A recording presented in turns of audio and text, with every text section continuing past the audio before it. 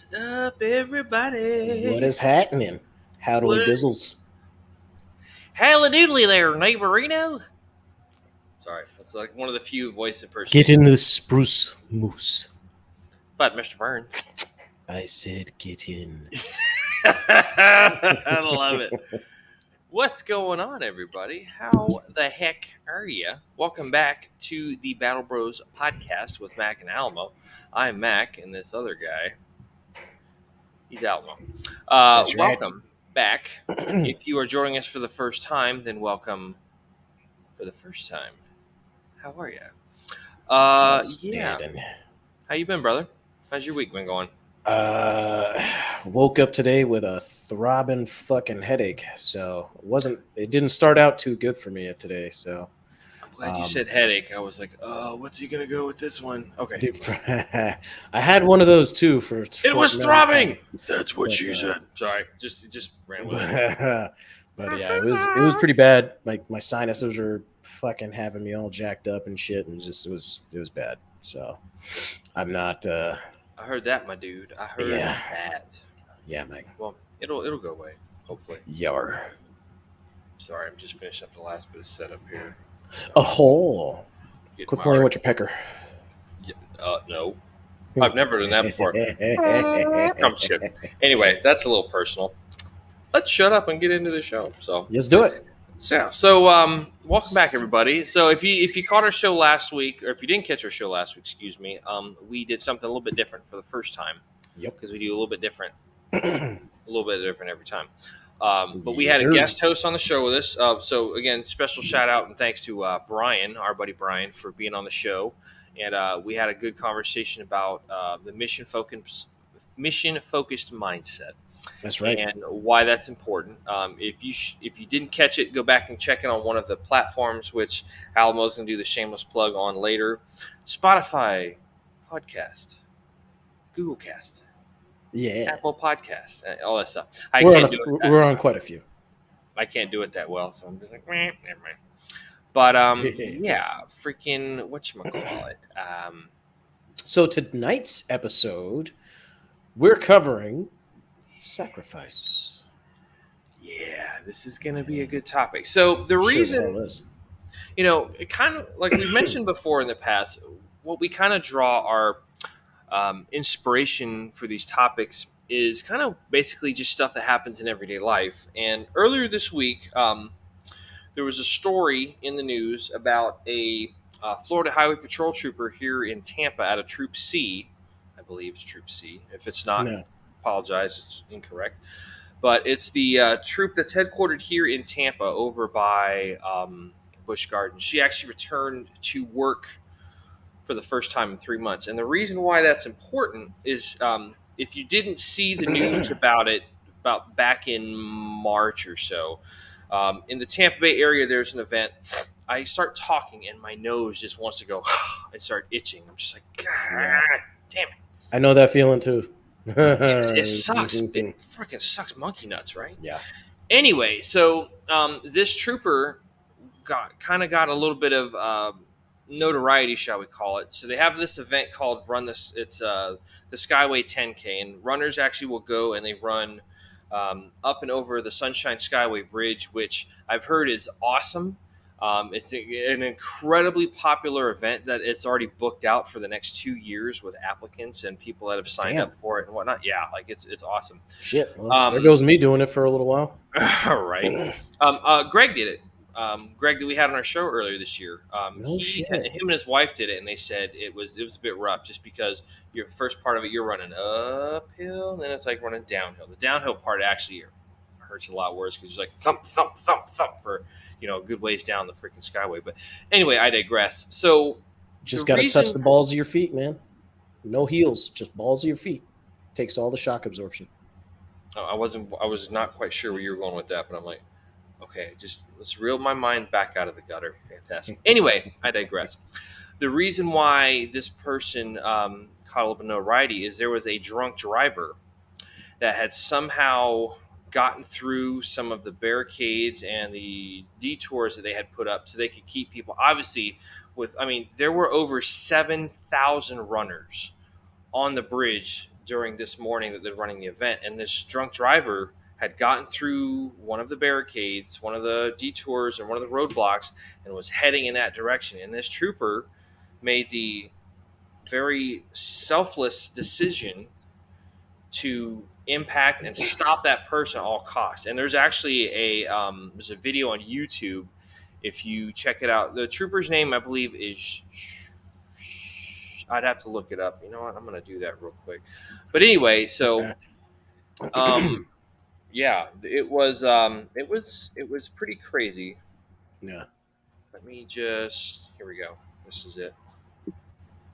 Tony Shuck. She's been a trooper for a while. She's with their commercial vehicle enforcement. So she's out there doing, and making sure that all of the industrial trucks doing hazardous material. She does inspections and make sure that they're all up to code and all that kind of crap. Yeah. Anyway, she stopped this drunk driver she's driving, I believe, like a Tahoe or some kind of SUV, and just goes right into it. And you can catch the video on YouTube.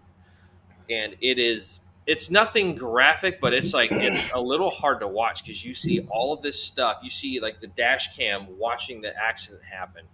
Yeah. You see her vehicle collide, and you see the camera looking back into the cabin area, and you just see all this stuff from the back of her truck just go straight forward into the passenger and the driver compartment. And it's like, that's rough. But she stopped this person, and she just announced, or they had a press conference earlier this week, and she just returned to full duty. She was on medical leave for a little bit, and was on light duty at the trooper substation there in Tampa, and just announced that she was back to full duty. So that was kind of the inspiration behind this sacrifice. She sacrificed herself and her vehicle to make sure that this person didn't go and cause just an absolute tragedy, just even more havoc, mowing people down on the bridge and stuff. It would just be freaking unheard of. So it would have been very close to what happened with that guy driving over those people. I think it was in that guy killed a bunch of kids too, man. Talking about the one in Paris that happened a while back? No, it was recent in the United States. I'm trying to remember where it was, but off the top of my head, I can't remember, man. And that guy, he did a lot of damage. Yeah. Just drove through a freaking parade, ran over freaking men, women, children. Didn't matter. So it was bad, bro. It was real bad. So as we mentioned, that's kind of the inspiration for tonight's show. We're just talking about sacrifice, how it applies to the average military member. Kind of give a little bit of discussion on it, give our kind of our experiences with that, and then we'd love to open the floor for discussion, but absolutely, it's kind of hard when there's not anybody on here with us. But so let's kind of get into the topic of this. So again, but I also wanted to mention that thank you again to Brian for being on last week's show. That was a great conversation. We really appreciate it, and he's hopefully going to come on the show more. And I'm kind of disappointed I haven't gotten any requests about the personal deets for Mr. Brian. So I'm apparently the guy that sorts all that. So I'm his consigliere, we'll call it. So you're the matchmaker. No. Yes. I'm just the guy. I'm the damn email screener. So we'll just call it what it is. So anyway, so let's get into the talk about sacrifice and how it applies to not just military folks, but every single one of us. So what exactly is sacrifice as it applies to this conversation? Now, it's kind of interesting because when you put in the word sacrifice, put in definition, there's probably about at least 4 different definitions of what the word could mean depending on the contextual significance of the conversation. So for what we're talking about, sacrifice is defined as an act of giving up something valued for the sake of something else regarded as more important or worthy. Using the example that we just talked about, Trooper Shuck from the news earlier this week, she decided to sacrifice herself, her cruiser, because it's one person versus 7,000 ish people out there running on the Skyway Bridge and whatnot. Yeah. So, that's definitely the act of sacrifice. And, um, I'm sure there's a lot of things that, we've gone through. So, a lot of things that I'm sorry, I meant to say you, a lot of things you yourself, the audience that's watching or listening to the podcast right now. I'm sure there's plenty of things that you've gone through. What's a sacrifice that you've gone through? I can tell you right offhand, some examples for um, myself and some others that I know of. Um, I turned 21 in Afghanistan, so like I sacrificed having a normal, hey, you're an adult, because I was over there doing, military stuff. They were like, Yeah. hey, congratulations, you got guard duty. I'm like, that's kind of crap. So there's that. Yeah. You know, the overall sacrifice of enlisting. You're going to sacrifice a lot of things joining the military, and you're going to kind of just forego having the non-military lifestyle. Going to college and all that kind of stuff. Maybe not at first, maybe down the road and stuff. But there's also other guys I know. There's plenty of guys, like I mentioned Greg earlier. Greg, his back got messed up and he was medically retired. Yeah. So another friend of ours, Brian, that we talked to last week, Brian was medically retired Yeah. from injuries that were incurred in line of duty. Nothing crazy, no injuries like Purple Heart type stuff, but just from doing your job, crawling around on the deck of an aircraft and Yeah. all that kind of stuff. Another buddy of mine also was a paratrooper, our buddy Jose. Yeah. He got messed up on a jump and ended up getting medically retired. So it's like you sacrifice your body a lot of times for the service of Yeah.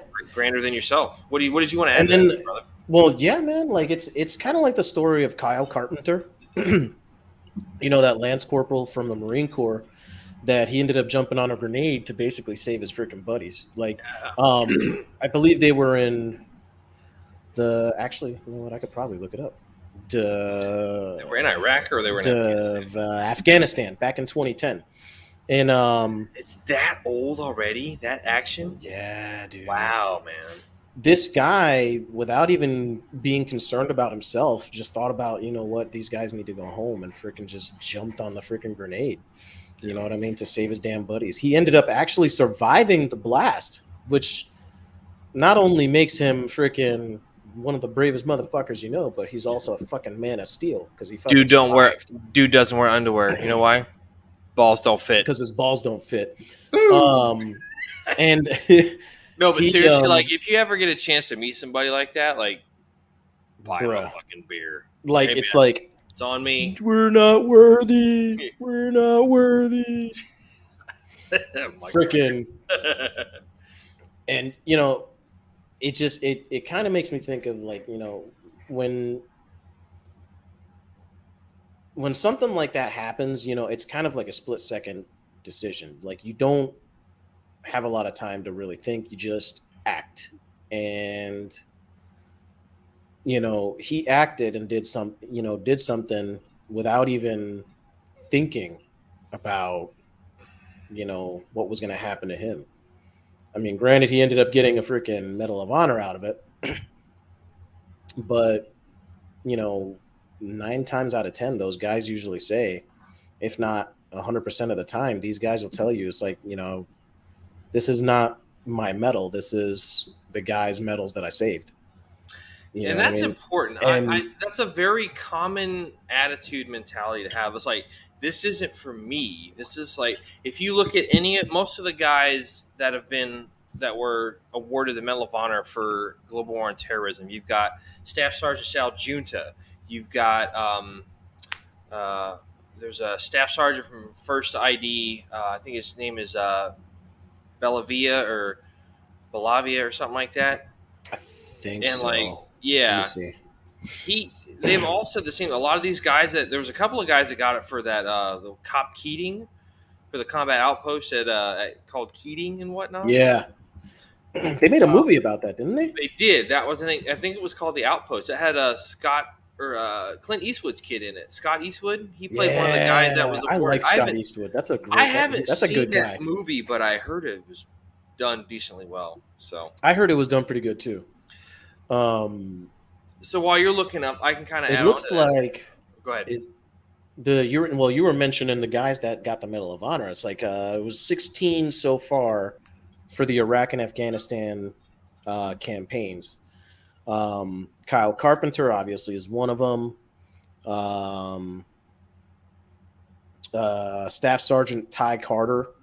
Yep. You mentioned him too, right? No, but I think he was one of the guys for Cop Keating. You're gonna say Jason Dunham. Corporal Jason Dunham. Yeah, Corporal Jason Dunham.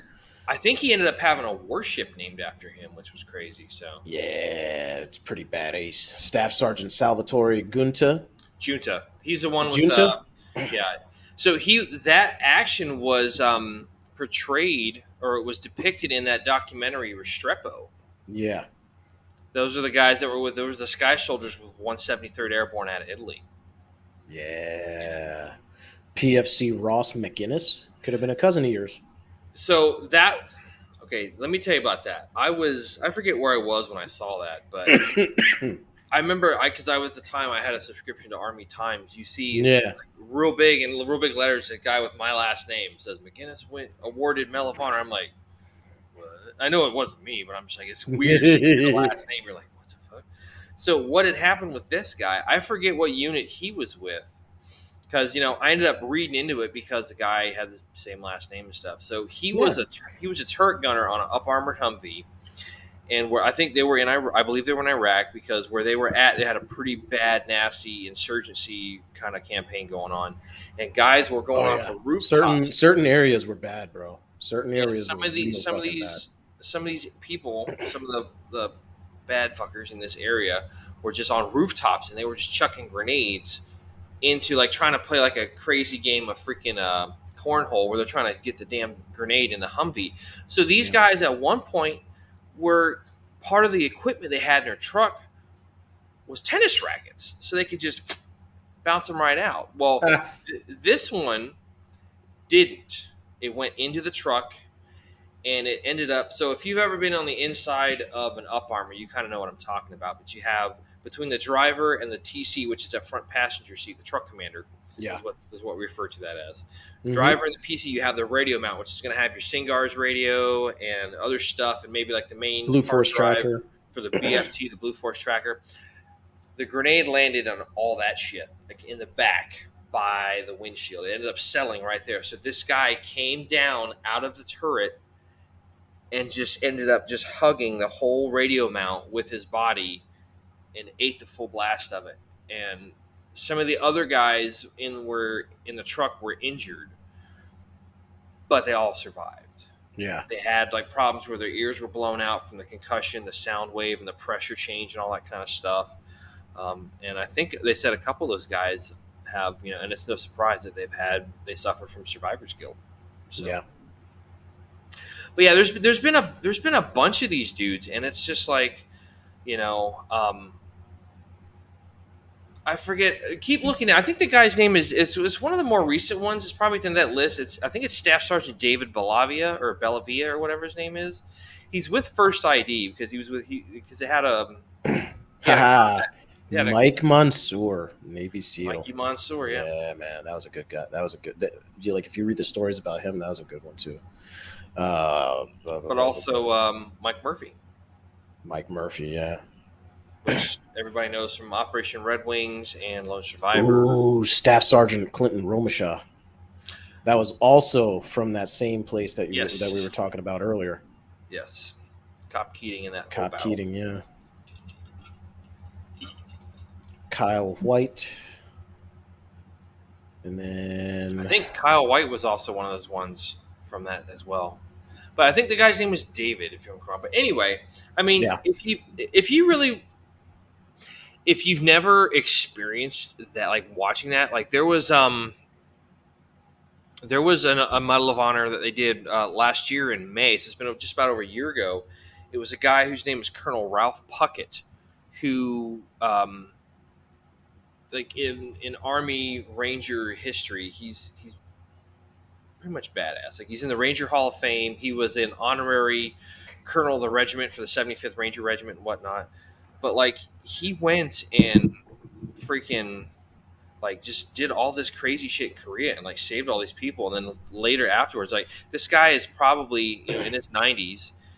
He's up on stage with President Biden, and you got a guy who he's a retired colonel out of the Army, Ranger and all that stuff. He's walking with a walker. He just takes his walker and just sets it off to the side. But sit there and watch some of these guys. Like if you want to listen to some hardcore like patriotic like what it's all about. Okay, another good one is this guy Sergeant Major Thomas Paine. He was awarded Major Payne. Sergeant Major Payne. He was. It was when Trump was in office. So President Trump ended up doing the ceremony with him. But like you go out, you read because what they do is they go through and they read the citation as it's written up, and then they present the award and all that stuff. And he even said it because like they do a thing either the day of or the day after where they also get inducted into the like Pentagon Hall of Heroes or something, and they do like a little bit of a speech at the in front of a lectern. They're just like, this isn't about me. This is for the guys that didn't make it. This is all about them, and it's a healthy attitude to have because if you get guys that get up there and get the Medal of Honor and they're just like, yeah. It's all about me. It's all about me. So, yeah, that's not necessarily a good attitude to have, and it would be doing a disservice. I personally feel like it'd be doing a disservice to the memory of those fallen warriors and all that kind of stuff. But yeah, absolutely. So that's kind of now. Obviously, we're talking about a bit of an extreme case. Sacrifice. We're talking about the ultimate sacrifice for some of these folks. Yeah. Because a lot of until I believe it was Salvatore Giunta, who was the first living recipient of the Medal of Honor during the global war on terrorism. Everybody else had been posthumous, and that's going all the way back through Mogadishu for Shugart and Gordon for their actions during Operation Gothic Serpent. Yeah. I don't know if there was a Medal of Honor for Desert Storm or Desert Shield. I don't think so. But, I mean, that's kind of a big deal, especially when you have your first living one. At least from Vietnam. I know there were a few living there was a few in Vietnam, yeah. Actually, they had one when Bush was in office. The two pilots from We Were Soldiers. You had Bruce Crandall, and then you had his buddy. His call sign was Snake Shit. Snake Shit, yeah. Snake, but it was Snake Shit. Yeah. Why they call you Snake Shit? Because I fly lower than the Snake Shit. Which is awesome. You gotta love that machismo amongst pilots. It's like ballsy sons of bitches. Anyway, but yeah, I mean, you have too tall, sir. You call, we haul. Yeah. Oh yeah. But anyway, so like we were saying, you have those guys that have just gone and they've done this heroic deed, and they kind of become these custodians of keeping the memory of the fallen alive. Yeah. And that's a big deal. That's a big responsibility to shoulder and whatnot. So obviously that's a bit of, like we said, that's a bit of a more serious tone of sacrifice. That's kind of more the ultimate sacrifice. We'll kind of circle back around to that in a little bit, but we're going to kind of talk about sacrifice as it compares to just kind of everyday stuff. So yeah, I am going to go ahead and kind of hit on that. Which article was it? We found a couple of articles talking about this. That's the long one. Here we go. So this is a short one. This is, I believe, the third one that you tagged there, Alamo. I'm going to go ahead and kind of read that one real quick. So this is an article from 2015. It says, why people make sacrifices for others. A new study asks, is costly altruism motivated more by self-centered distress or a compassionate desire to relieve another person's pain. In 2007, 50-year-old Wesley Autry of New York City was standing on a subway platform when he saw a man nearby suffer a seizure and fall onto the tracks. So, I've never been on a subway before in New York City, but It's been a long ass time for me, but yeah. it's like, yeah. So, anyway, The gap that they hid in, because I remember seeing it on the news specifically. The gap that they hid in, I kid you not, is a very, like, you're looking at a apparently I have to let the cat out. Wait one. and this is the price of doing it live, folks. Sometimes you got to let the cat out of the bag, or in this case, the room. Apparently she was in the room and I never noticed. Anyway, so yeah, the gap that, yeah. So the gap that they were in, I kid you not, is probably no wider than the desk I'm sitting at right now. You're talking about at a max of like maybe 2.5 feet. And is that the one that's in your office? Yes. 3 feet tops. Yeah, 3 feet maybe. Maybe if that. And that's how much of a space you're dealing with. That's how much of a space you have between you and whatever subway train is coming your way. So how much room do you have this way under the subway car? This way, like with a person of average height like myself, most subway what you call it's come up to like probably about right here. Right, but so the guy was down the tracks. I'm talking about how far is it underneath the train that you have, because obviously you laid down, he pushed the guy down. So how much space is at the very bottom of that subway car?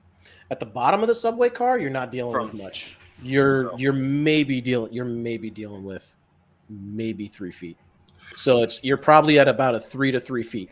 Because I remember he took him and he pushed him under that little crevasse that I told you about.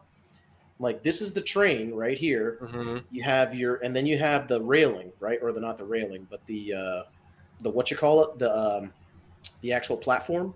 Okay. And then under the platform is that what you call it that I was telling you about. You're dealing with that 3 by 3 foot.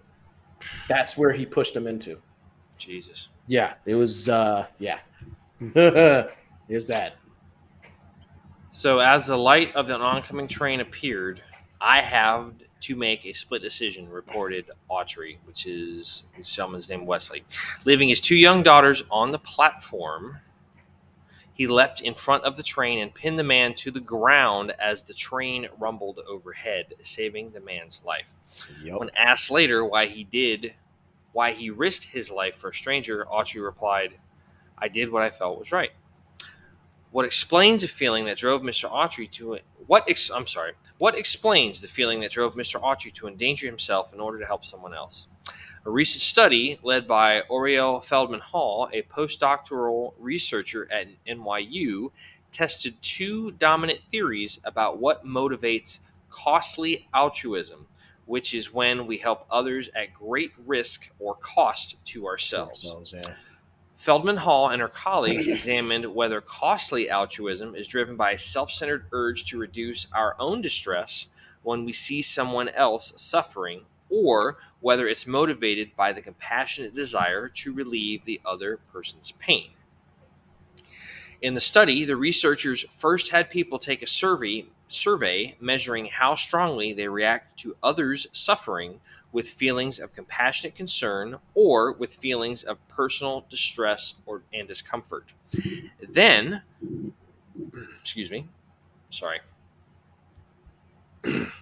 then they gave everyone some money, £20. The study was conducted in the UK, with the chance to keep or lose £1 in each of 20 rounds. How much money they got to keep each round depended on how willing they were to administer painful shocks to a person in another room with whom they had interacted briefly. If they chose to administer the highest intensity shock, they got to keep the whole £1. If they administered a less intense shock, they kept less of the money, and if they decided to forego administering a shock at all, they relinquished the entire pound. After making their decision, the study participants watched a video showing the consequences of their decision. Unbeknownst to the participants, the video was actually a pre recorded scene of someone pretending to be shocked or not shocked. No one was actually harmed. Where's the fun in that? Sorry. Just kidding. Through each step of the process, the participants. Ghostbusters reference, y'all. I mean, which movie though? Oh, the first one where he's doing the shock therapy with the broad in the. Okay, just making sure. I haven't seen the new one, so I know. Hate me later. Through each step of the process, participants' brains were being scanned in an fMRI machine which tracked their brain activity. Feldman Hall's team found that the participants who generally respond to suffering with compassion concern rather than distress or discomfort gave up more money. While watching the results of their decisions, all participants showed increased activity in brain circuits associated with empathy.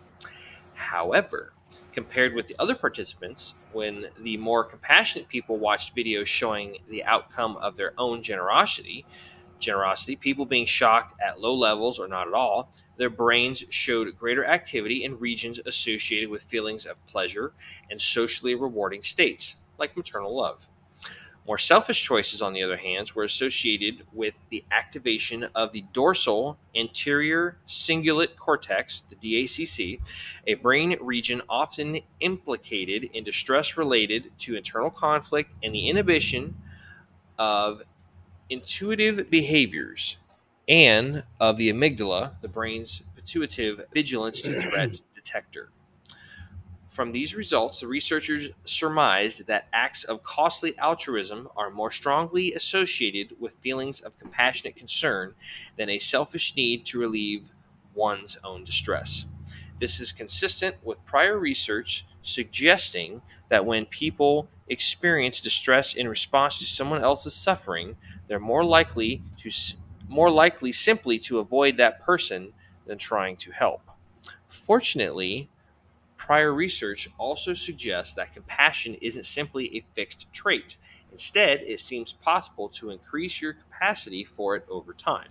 Yeah. For instance, by broadening your social networks, actively trying to take someone else's perspective, or even by meditating.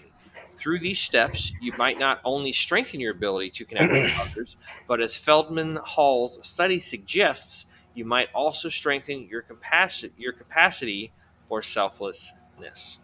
So I mean that's pretty much like scientific evidence that, like, hey, your brain responds to it. You're doing something. Would rather take the burden myself than to see somebody else go through this. So Yeah. what are your thoughts, my dude? I mean, yeah. I mean, me being the kind of guy that I am, I myself don't really like seeing people be in pain. I think a lot of my, I don't know. There's a lot of times where I've witnessed things, and it's almost as if my brain kind of shuts off when things like that do happen. It's not that I'm not feeling anything for the individual, but I most definitely, I don't know. I like, it's weird. Like, I definitely feel like an empathy for the person that is experiencing something. But, I noticed too, and this kind of also kind of rolls back into the whole idea of service. Like, when you do something for others, when you decide that you're going to try and do whatever you can to make sure that other people are feeling good, or just, helping them with, some kind of situation, or just helping them with, their tire, or just kind of getting their car off the road, whatever.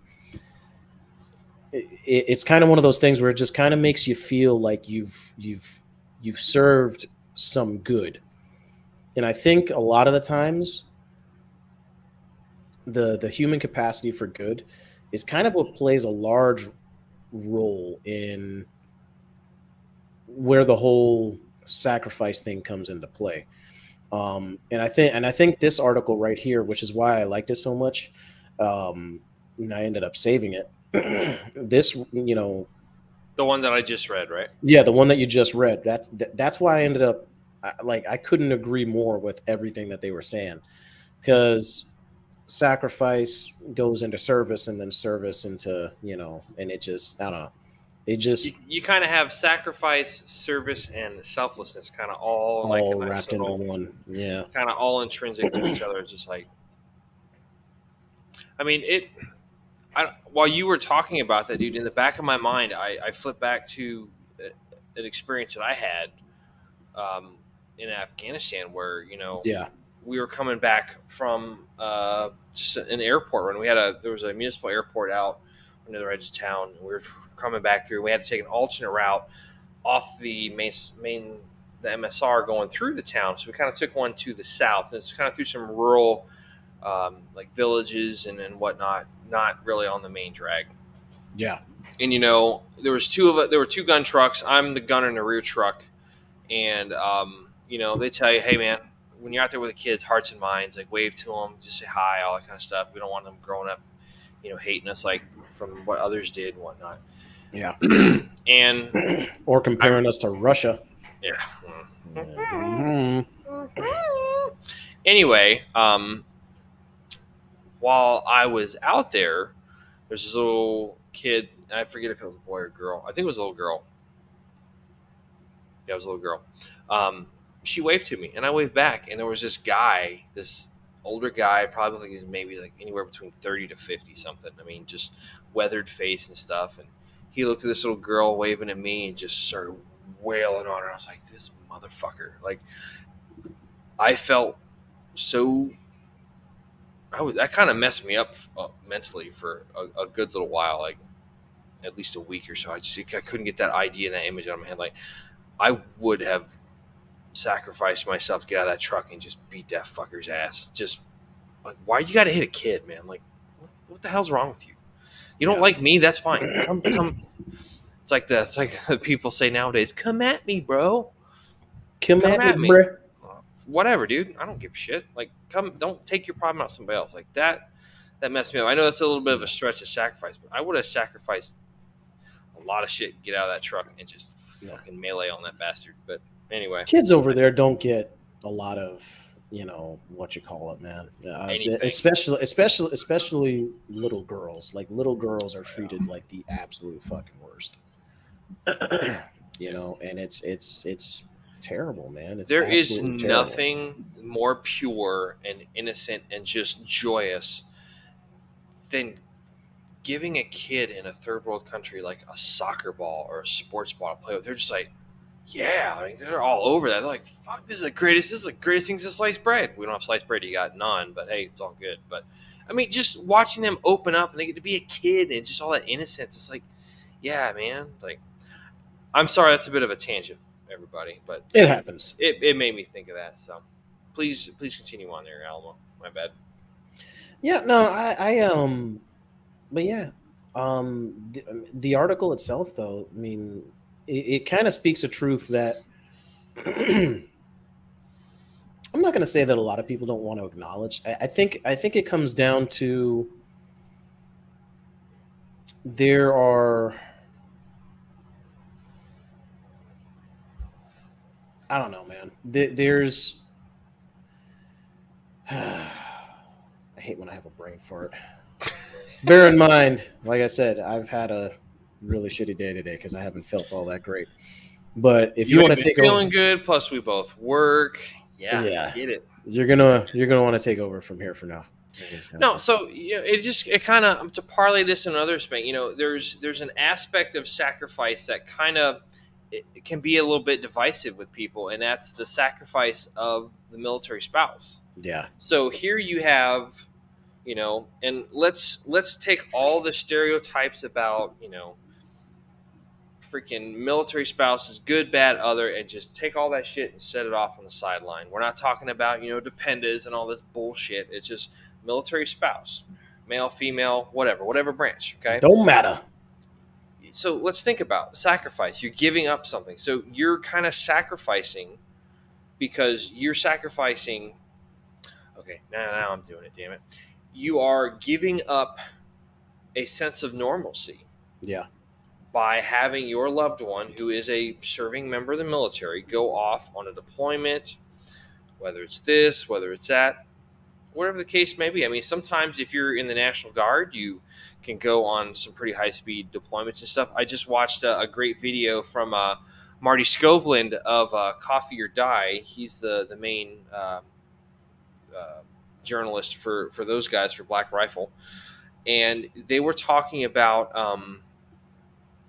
some kind of exercise that they were doing, a little bit more of a conventional exercise, like a readiness exercise they were doing over in Germany. And I want to say it was over in Vilsik, maybe. But they were, you have to check it out, dude. It's on YouTube. It's one of their recent videos. But they were talking about how they were going through the whole schmear of, like, they were having conventional forces support SF and special operations forces and whatnot, and then how they were also doing the same thing other way around.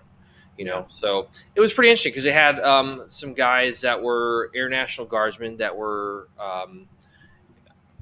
like an air mobility wing, I believe, some kind of squadron, and they were loading up like C-130s and C-17s, and they were like dropping Humvees up off of like skids and stuff. It was, pretty damn dope. But just it's awesome because, number one, you got a guy, Marty, who used to be a Ranger, so he can get access to these great stories that not a lot of other journalists can get access to, especially with the other guys that are in that consortium for Coffee or Die. Like, there's also Janico, I forget what his name is, but it's like Janico something. He was also an Army Ranger when he got out and some other stuff. But yeah, they were talking about how these guys, you might have to leave home for a couple of weeks to go on a really cool freaking deployment for training purposes and whatnot. But it's like you're sacrificing some time away from family. But you had these two flight engineers or these two load masters that were pretty young guys. They're only like E5s or like staff sergeants, and they're younger guys. It's like, we're getting this cool experience. So there's always a trade-off. Sacrifice isn't always a bad thing. But getting back to getting back to the perspective of the military spouse, you kind of sacrifice having that sense of normalcy and that kind of stereotypical family life. You have these mothers. Like, I got a good friend of mine that went to that I went to high school with. She was, I think, a couple years behind me, so she was probably the class ahead of you. Her husband is on terminal leave from the Navy. He is a chief petty officer, and he just started. So, like, he's on terminal leave through August. Like, he's going to get paid for most of June, all of July, and then part of August. And she was saying, she's like, yeah, it's like, we had to sacrifice. We were a team. When he was on a float, when he was on a deployment, I had to take care of all the stuff with the kids. I had to take care of, getting kids to school, this, that, and the other, handling everything at home. So, like, there's a really valid argument to be had for sacrifice in that respect. It doesn't always have to be something as serious as, like, the ultimate sacrifice. That's equally as important in the conversation that we're having, but it's not always anything that serious. You have sometimes where, not to give any names out, but there's a good friend of ours that has a family member, a daughter, who is in not basic in AIT. I'm sorry, they're in. She's in airborne school, so she has not seen her daughters maybe once or twice in the past couple of months because she was in basic. Then she went to AIT. She had to get held over at AIT because of an injury. Yeah. And then, like, they're still going to go to do this other stuff. And then as soon as they're done with airborne, like, off they go to their, first duty station. So it's like, You sacrifice being able to just to your family a lot of times. I mean, Yeah. what else did you want to add to that, dude? I feel like I've been flapping a lot. No, it's fine because like I said, I'm bleh. But yeah, man. The sacrifice of the military spouse kind of goes on as one of those kind of unsung stories that typically doesn't really get told all that much. Um, And because unfortunately, it just they fall victim to like all of this nastiness. It's like yeah, now, mind you, okay, so let's bring the other subject matter back in. Are there instances where that stereotype is justified? yeah, Unfortunately, absolutely. yes. You get some of those folks. It's like, oh, where they're taking credit for. I get it. You're a team. Like you got a husband, staff sergeant, Marine Corps. Okay, you're a team. Would I word it as, oh, we just got promoted to staff sergeant? No. No, Would I say we just passed a force reconnaissance course? No. You know, but do they sacrifice by not having that person around? Yeah. I mean, let's give credit where credit's due. yeah, Let's just not over sensationalize that. So no. I mean, you got to think about it too. Like they're sacrificing their sanity, they're sacrificing their their having their loved one in proximity to them. exactly. There, I mean, there's a lot of sacrifice that goes on for the military spouse that not a lot of people talk about, and I think it's one of those things that it it should receive a little bit more attention. And we're talking about military spouse, both male and female. It doesn't matter. Um, if you're a military spouse, hey, we're letting you guys know, hey, we're here to hear, we're here to hear your story, and we're here to tell your story if ever comes to it. Oh, Because show. honestly, yeah, because I mean, honestly, you guys go through a lot. I mean, you could be the next door neighbor with someone that's in the same platoon as, your spouse or whatever, and someone in that platoon gets killed. You see the welcome wagon coming, and you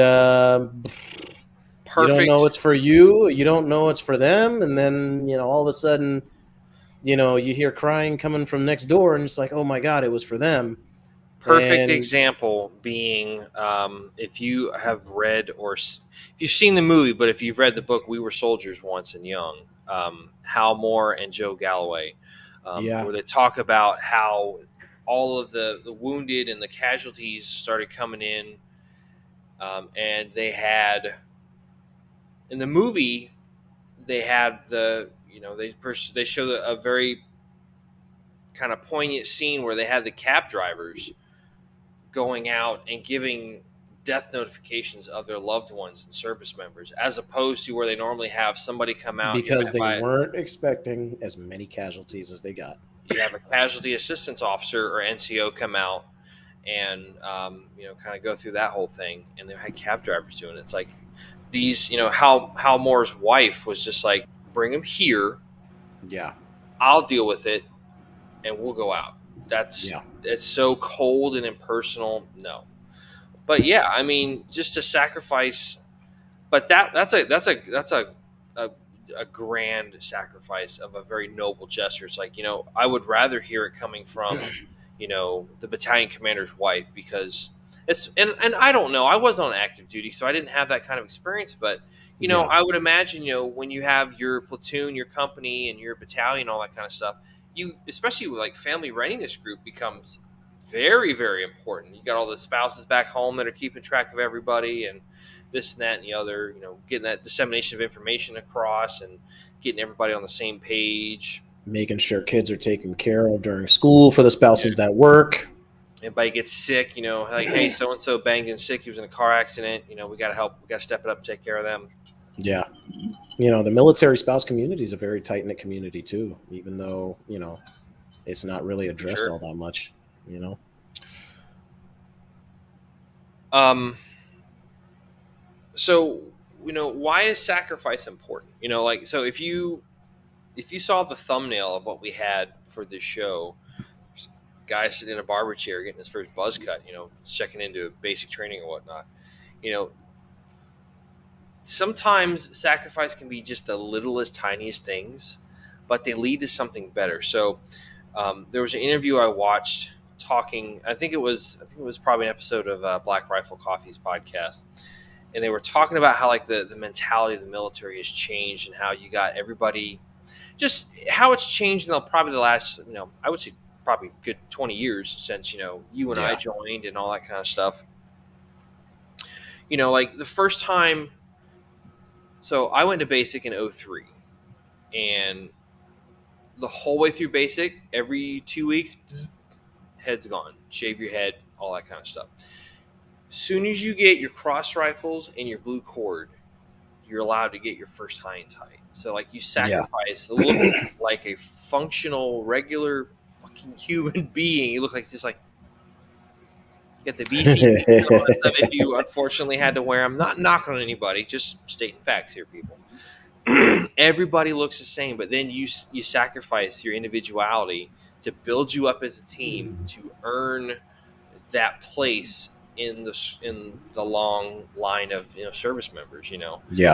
Going through all this stuff. Like I remember like having a miserable birthday. I turned 19. I turned 19 in basic, and it rained and pissed all day. So like you got your little breakfast tray out in the field, and you got your hot A out in the field, and crumb cake turned into sponge cake. Awful. Yeah. Yummy. I sacrificed what to do this? Oh yeah, I was gonna go to college. The fuck was I thinking? It's just like. But at the same time, like there you go. I have friends, I sacrificed. Okay, I don't want to say it to sound like, oh, I did all this. But, you give up just the typical, out of high school experience. And I ended up with so much more. Sacrifice can lead to something that's so much better, Like, damn it, I was going somewhere with that, and I completely just freaking crapped out on it, Let's just say the more you give, the more comes out of it. In a sense. I think that's a good way of saying it, is that the more you give, the more comes out of it. I'll tell you right now, when I went to basic, I was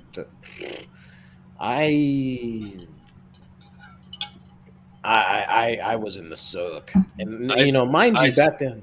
I so want to hear your answer to this. You're just like, like, mind you, I was a pretty athletic guy, but I still struggled, with all that shit, and the buzz cut thing never bothered me because I was buzz cutting myself before I even got in the fucking military, so whatever. I think one of the things that I really had a hard time with was just building up that mental toughness. Like, yeah. That was just a whole nother thing for me, having to go through the sacrifice of, like I said, sacrificing my regular everyday life to join the military. But on the flip side of that sacrifice just led to so much more of an advantageous thing because my personality changed. My demeanor changed, the way I carry myself changed. So, sacrifice isn't always a bad thing. Sometimes it's a great thing. You sacrifice something to get something else. And I had some specific example of that, but I can't. Just completely spaced on that shit. So. You know what it's called? Yeah, pretty much. Mm-hmm. So, what else did you want to say on that, dude? Before we start wrapping up. Honestly, I don't really have much. Like I said, I'm kind of just a little bit because So I got one more thing we could add. So for the folks at home that weren't military, and I'm sure this applies to probably a good portion of people out there. Ooh, yeah. Go ahead. Tell me, as a parent, you wouldn't sacrifice something for your kids. Absolutely. So I just went on a work trip back in April where I didn't get to see my daughter for 2 whole weeks. I was on the other side of the country, just not, anywhere near home. I was in a completely raw, fresh environment. It ended up being a very awesome trip. Like, all things considered, being away from home, like it was pretty crazy. I saw some cool parts of the country, met some fantastic people, and just kind of was able to network and build these great relationships with people and whatnot. So, Not relationships. relationship. Relationships. To put it mildly, the juice was worth the squeeze. Yes. To get all cliche and shit. And there's a chance that if it happened again, yeah, would it be another sacrifice? Yeah, anytime I don't get to spend with my kid, it's like it sucks because she's funny. She's the greatest. She's like one of the best people I know, and she's 8. Yeah. Am I trying to better us and better our life and stuff? Yeah, absolutely. That's all you can ask for. I look back at all the when you're a kid, you only see things one way, but then as you get older and you talk to your parents and you realize how things really were when you were growing up, you're like, oh, yeah, that gives it kind of a new dimension of understanding. You're like, okay, you start to realize what happened. Just like when my daughter does something crazy and she's just a total pain in the butt. I love you, sweetie, but you can be a pain in the butt. And I look at my mother and I see what she had to sacrifice because my mom raised 3 boys. And I look at my daughter and I go, Jesus, I have a daughter. How the hell did she do this with 3 kids? And I'm just like, whenever I can, I just like, Mom, I love you, and I'm sorry I was a shithead as a kid. She goes, you weren't. I'm like, oh no, I was. I totally was. That's okay. I get it. It's all good. I'm not saying anything bad, but yeah, I mean, the fact that my dad worked the hours he did, just to be able to provide for my family, like to provide for me and all that stuff, like I think about it all the time because he's no longer with us. I think about everything that he went through and just trying to keep food on the table and sacrificing a personal life sometimes to all the, we didn't get to take very many family vacations, but we had food on the table, we had clothes on our backs, a roof over our head, all the essentials. So yeah, it's pretty much all you can say about it. So I'm good, man. That's pretty much all I wanted to say. Yeah. So I agree, man. While you're on the subject of your dad, like I think about my mom too. Like my mom, because she was a single parent. She, my dad was never really on the picture. And shout out to Alamo's mom. Love you. Shout out to Mama. Love you, Mama. Mom. I am not gonna lie, man. I was a latchkey kid. I was a latchkey kid from like the age of like 12 and up. The mom, she busted her ass to, I mean, and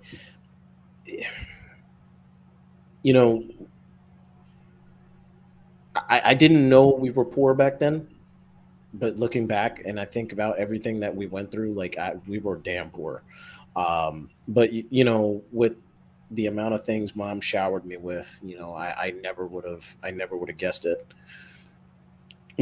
Excuse me, because mom just took care of us that well, And see, and that's kind of, if you look at it from that perspective, that's your understanding of normal, typical, like every day. Like you don't think about, it's like you see these kids when they, oh, perfect. That kind of led me back to it. So thank you. That was awesome. It's like when you got kids that kind of unfortunately go through and have that silver spoon in their mouth. Yeah. They have a lot of things that they had, that they didn't exactly had to sacrifice to earn. And I think that's something that sticks with a lot of veterans in our generation, the GWAT generation. Yeah. You sacrifice so much because you got something out of it. Some guys lost limbs, so they lost, part of themselves on the battlefield, and now they get to go and they get to do some remarkable things. Like look at the gentleman, Travis Mills. He's a quadruple amputee, and he goes out there and he's he is a great motivational speaker. Like you see some of his stuff on there, and he's funny. Like he makes a joke he's making jokes about this kind of stuff, and he's just like, Oh my god! Like, and it's just like it's just some inspiring shit. Like, here's a guy that could have just he made a joke to his wife. He's like, or he was telling a story about his wife. He's like, listen, I didn't expect this.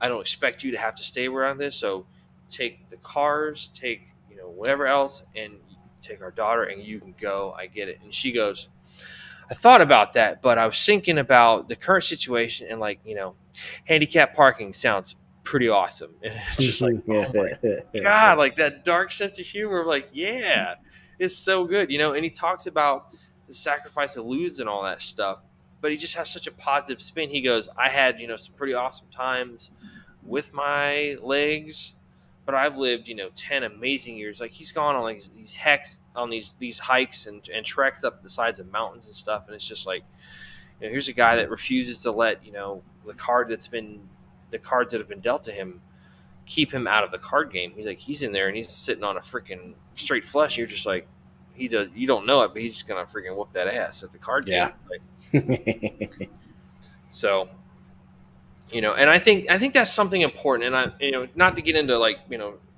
current events and social politics, but I really hope kids going forward get into the weeds.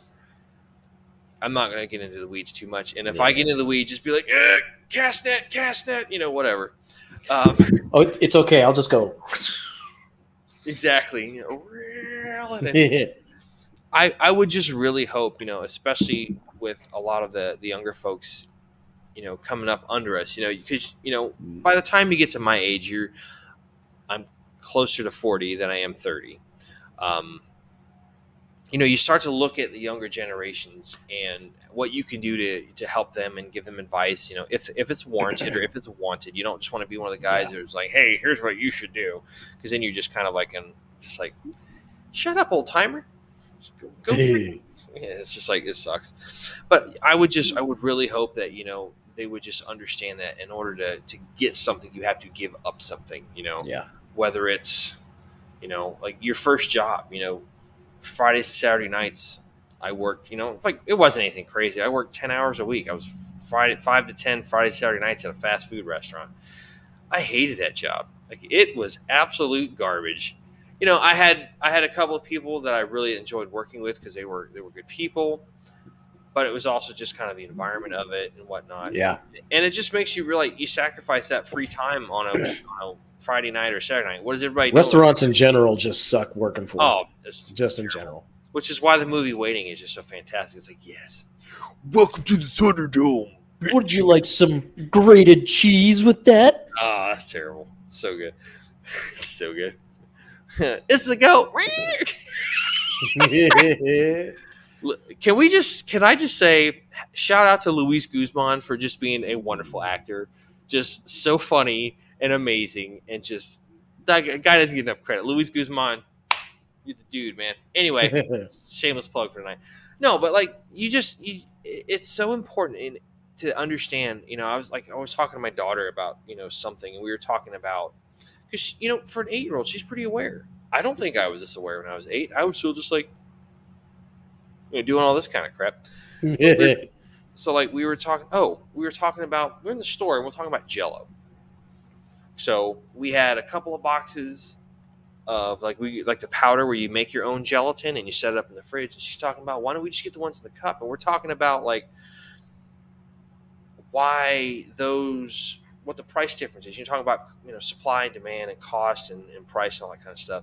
So I'm sitting there and I'm explaining. I'm like, with when you buy the cups, the pre portioned out cups and stuff, you're buying the Jell-O, but you got to think you're also buying the plastic material that the cups are made out of, that the Jell-O comes in. Mm-hmm. You're also buying the convenience of having it ready made versus going home, buying the box cheaper, making the stuff, whipping it up, sacrificing 2 minutes to go whip the stuff up, put it in the fridge. Like, we made banana pudding the other day, and she sit there for 2 minutes just helping my mom whisk it up and stuff. It's like, you sacrificed a little bit of time. Guess what? You made it yourself. Take some pride in it. It was awesome, and you just feel that much better about it because you're like, I made that. Awesome. Yeah. So, but anyway, the one last thing we want to talk about, to circle back around, is the ultimate sacrifice that we kind of briefly mentioned on our show earlier. you can't talk about sacrifice without talking about that. I mean, that's kind of the obvious thing. We didn't want to touch on it at first and have it be kind of a dark, somber discussion all the way through, but um, there is a lot to be said about it. There's quite a few guys that um, whether they have paid the ultimate sacrifice. Like there's a guy that we went to high school with, Paul Kazupi. Um, he was killed in action on August 8th of 2010. Yeah. He was a medic actually in Alamo's old unit, 3-2 Cav. Same exact company. Yeah, and but he was there after you, right? Yeah. He was there when the unit went to Afghanistan. Yeah. You guys didn't actually you weren't at the unit at the same time. No. He got there. He got there. I left in February of 2009. He ended up getting there, I believe it was like somewhere around June, July-ish of. So literally just a couple of months. Yeah. Missed him by a few months. But how crazy is that? You guys graduated high school together and ended up in the months apart in the same exact unit. It's just like like the coincidence, coincidence in the military, just crazy. But yeah, small community, but big community. Yeah, big and small at the same time. But he ended up paying the ultimate sacrifice. I believe it was a landmine or something. Or I'm not exactly sure what happened, but he. I thought it was a V-bed. Was it a V-bed? Might have been a V-bed. So I'd have to look up. Yeah. But there's things like that have happened where guys do pay the ultimate sacrifice, and that is a sacrifice that's done in its own right, in its own that's a whole category all by itself, and that's important. I had to explain to my daughter what like the banners, like the service member banners and stuff. Yeah. I had one in my window when I was in. I had to explain the difference, like what the gold star meant, and if somebody was killed in action, all that kind of stuff. So, but gold star mothers and gold star families, like that's a big deal. Yeah, that's they need all the support they can get, all the help they can get. Just I'm sorry your loved one's not here, but we thank them for the price doing what they did, man. Doing what they did, paying the price that they paid. So, what you thinking there, bud? Think we're good? Yeah, I think we're good, man. All right, so we appreciate you kind of rolling with us as we rambled on through this. This is a show. It ended up being a little bit harder than I thought it was going to be to talk about. So appreciate you kind of hanging just with a little bit as we rolled through it and got through it and whatnot. So as we close out the show like we do every time, we kind of give it a little, talk about how we got started. So Alamo and I knew this guy named John that we worked with.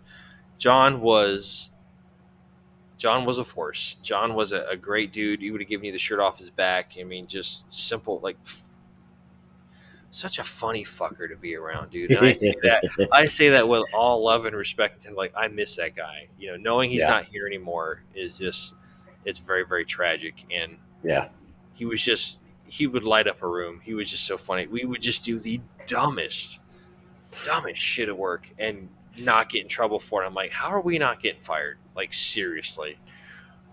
Just that kind of fun. He was so much fun to be around and work with. But John, unfortunately, I can't speak as to what he had going on in his life, but unfortunately he chose to take a temporary problem and solve it with a permanent solution. And that's kind of how we got started. We were talking about working together, and we found out about John, and it's like, this is what we got to do. Absolutely. And it's all about getting rid of this statistic right here. All right, there are on average 22 veterans a day that commit suicide, and that's 22 too fucking many. I mean, there shouldn't be any. There needs to be a lot more. Sorry to get on a soapbox here, but there needs to be a lot more help and a lot more resources available to that. But that's conversation and a discussion for another time. But that's kind of the mission that we've taken up, the mantle of the charge of, what we're trying to do is just to make sure that people get the help they need. They need to, go and, utilize the resources that they have available to them.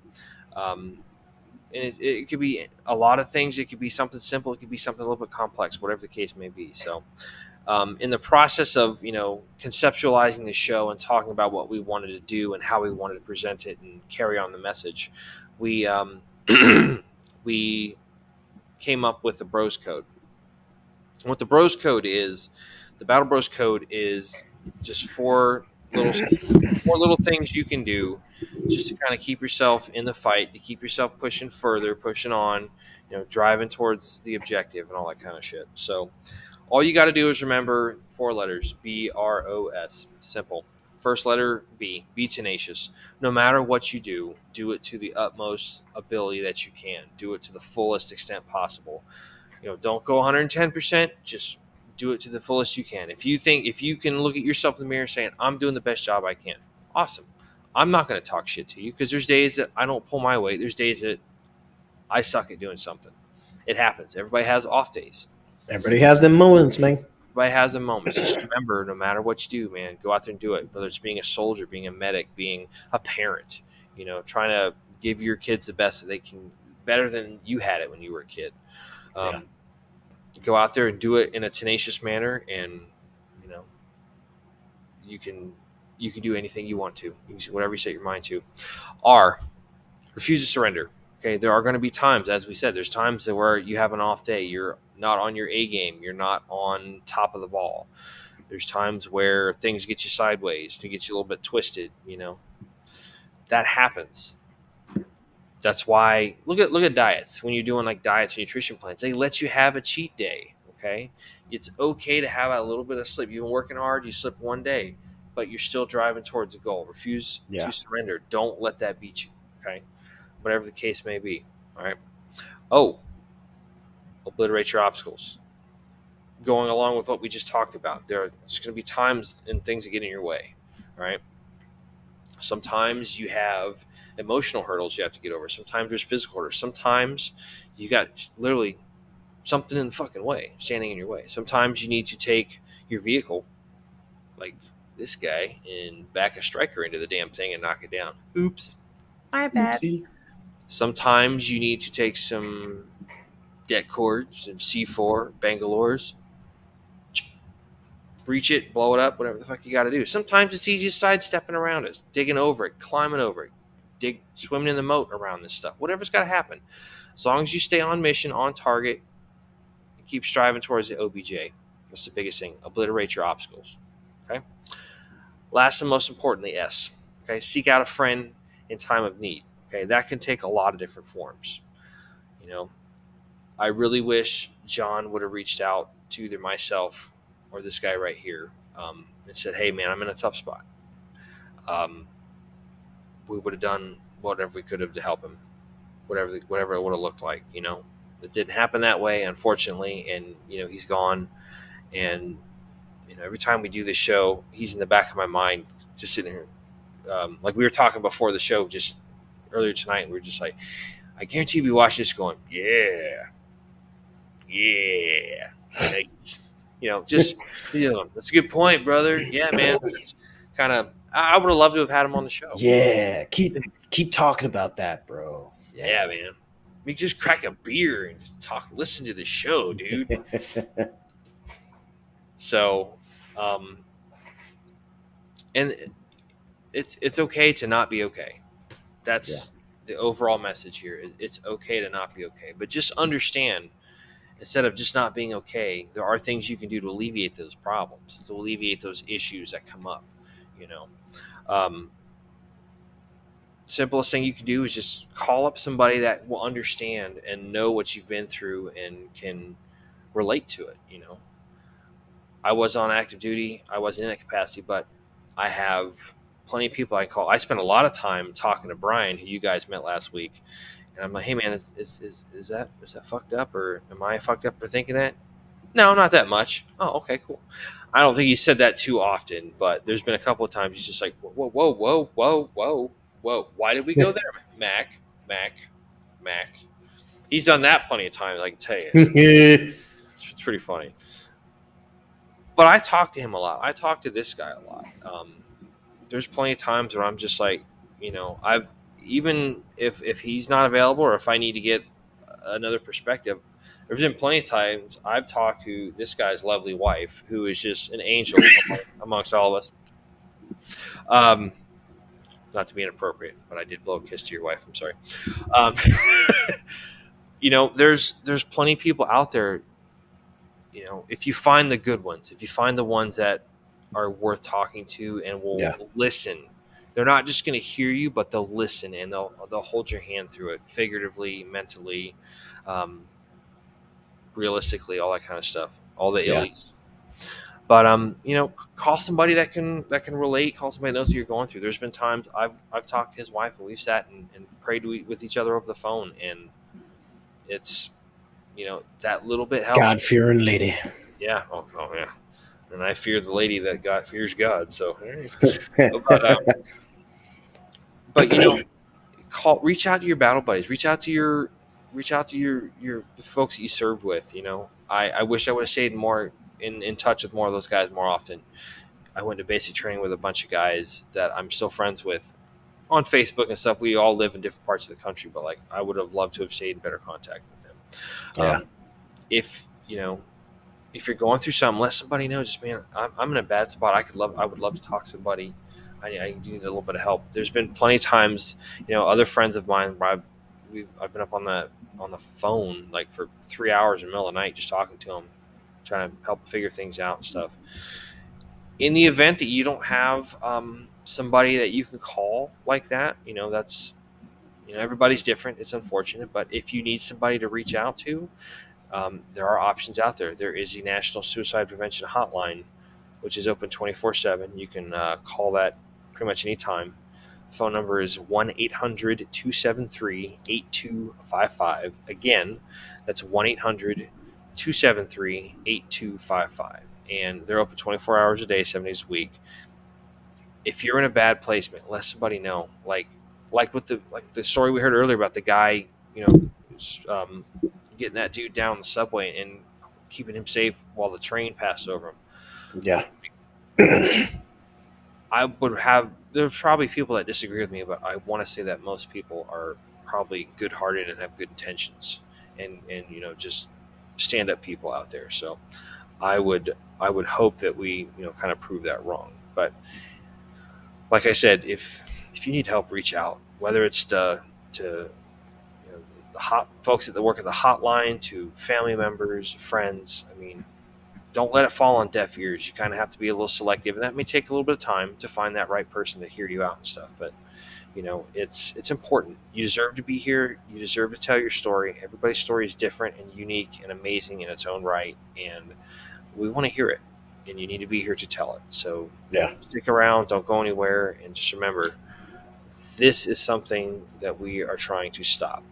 Whether you served or not, I mean, this is obviously for folks that serve, but even if you didn't serve, you still need to be here. You have something you can pass on to that next generation, to your kids, your aunts, or your nieces and nephews, grandkids, whatever the case may be. So that's all I got, man. Why don't you happy now? I know I got a little bit preachy there for a minute, dude. I'm sorry. It's just, you're good. It's just kind of a serious. We got on a serious for a minute, so. If you want to catch us on the socials, you can go ahead and contact us over there on the Facebook. You can find us at facebook.com/battlebros.podcast. You can also contact us there via the WhatsApp. Go ahead when you log onto our page, you can go ahead and click right down there at the bottom icon. You can see where the WhatsApp icon is. Click there and you can message or call us. Doesn't matter. We'll take it. We'll even voice message us, and we'll take that as well. You can also find us over on the Insta at BattleBros_podcast. If you want to go ahead and message us there as well, we accept messages through Messenger as well as Facebook Messenger. You can also contact us via the Battle Bros Gmail, which is battlebrospc@gmail.com.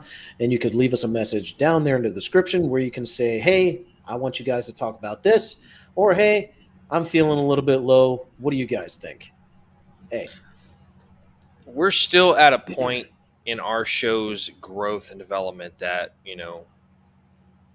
we don't ever want to come off as being hoity-toity, cocky, fucking anything.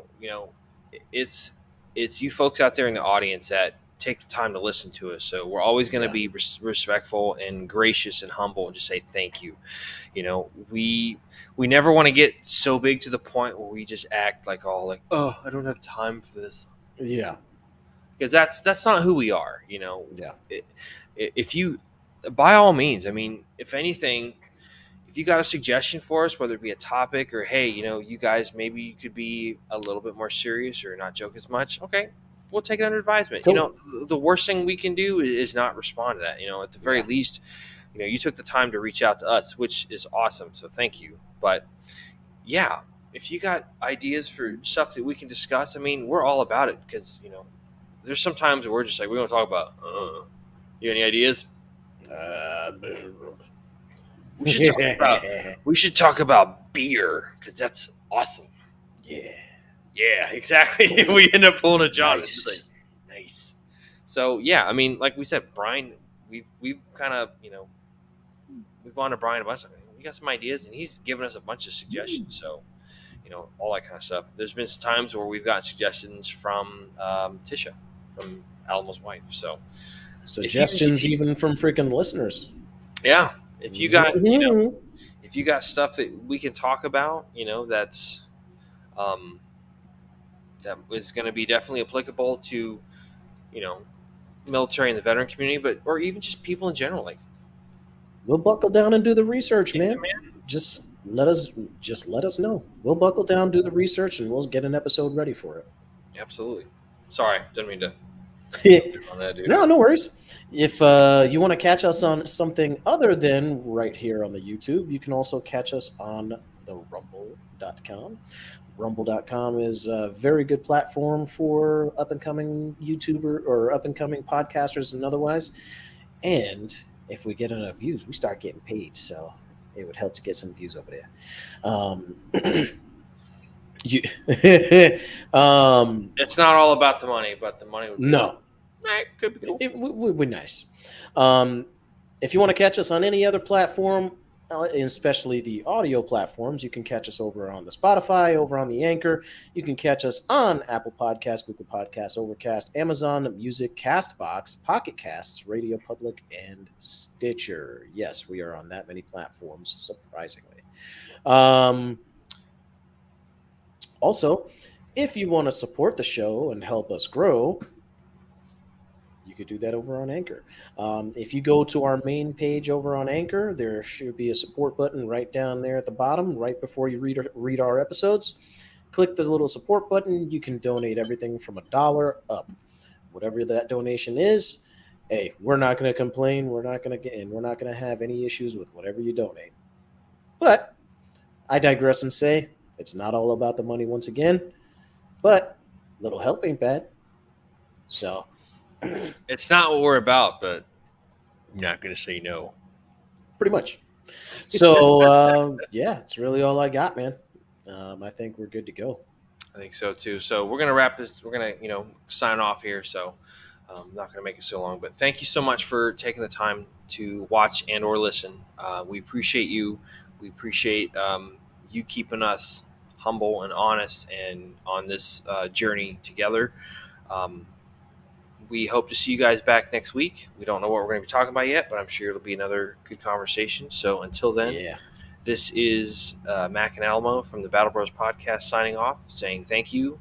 We love you, and keep in the fight. Don't buy the sports car with a 25% insurance rate. And refuse to surrender. Don't marry that hooker. Yeah. Just saying. So until then, this is us signing off. Battle Bros out.